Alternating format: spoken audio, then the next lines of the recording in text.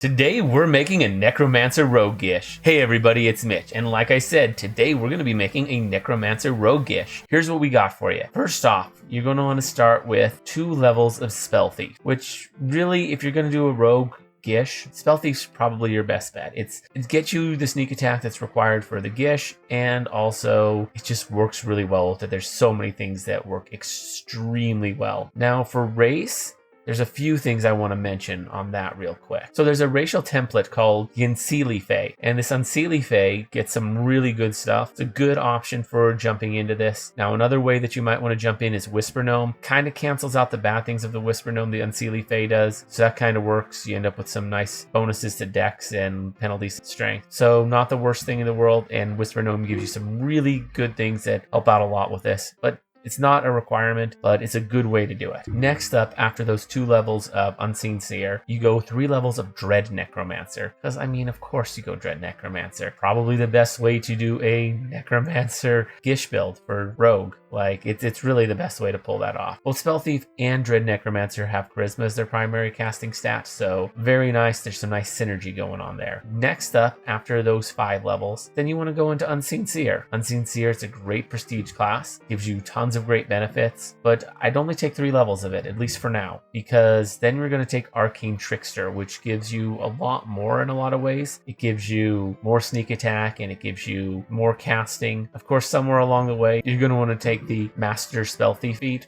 because of course you are. That thing is amazing and it works perfectly on this build. So you're going to want to take that. And part of the reason why we took 2 in Spell Thief was to gain more stealing abilities. So you're going to want to take 10 full levels in Arcane Trickster. It's just really good. So you want to fully go through that. It just makes a lot of sense. Then you're going to be 18th level at this point. And I would say now's the time to dip back into Unseen Seer. Just take 1 more level. Part of the reason why you want to dip there at this point is to get another base attack bonus. It's good to get your base attack bonus to plus 11 by the time you hit 20th level. Pretty solid idea on that one. And on top of that, you're then going to want to take 1 more level of Dread Necromancer. Just take a 4th level of Dread Necromancer. Again, get your base attack bonus up, and it keeps your caster level advancing. Very important. Get you that nice plus 11 by 20th level. And part of the reason why we took this one last is this way we can grab a 9th level Necromancy spell with our advanced learning that we get at 4th level for Dread Necromancer. So that's kind of big. Now, one problem with this is now that we hit 20th level, now we're going to be taking multi-class penalties, but it's not the worst thing in the world, because honestly, probably want to take a couple levels of Spell Thief now anyways once you go into Epic, and that'll get rid of that. So you're only going to take the penalty at 20th level and only at 20th level, so not terrible. So yeah, it's not the worst thing in the world. Once you start going Epic, there's a lot of ways you can go, but yeah, that's kind of the way I see it playing out. This guy's the kind of guy who's going to be able to sneak attack you with some necromancy spells. There's a lot of good touch attack necromancy spells, and that just works really, really well with sneak attack. So very, very nice. And on top of that, you know, Spell Thief gets all these spell stealing abilities, and that just works really well with everything. So it really plays to a lot of Spell Thief strengths. Honestly, it's just a really solid build all in all. Plus getting all that extra sneak attack from Arcane Trickster and Unseen Seer. Those are going to give a lot of benefit to Spell Thief, because you're getting extra sneak attack damage, more than you would have with just Spell Thief. It's just more beneficial. That's mostly all I have to say about this. It's a fairly simple build, so let me know what you guys think down in the comments below. I always love hearing from you. If you enjoyed the video, consider giving it a like, maybe subscribe for more D&D 3.5 content, and ring that notification bell so you never miss out on a video. And down below, down in the description, I have a link to my Discord as well as to my Twitch, so definitely check that out and get your rolls. But anyways, as always, I'm Mitch.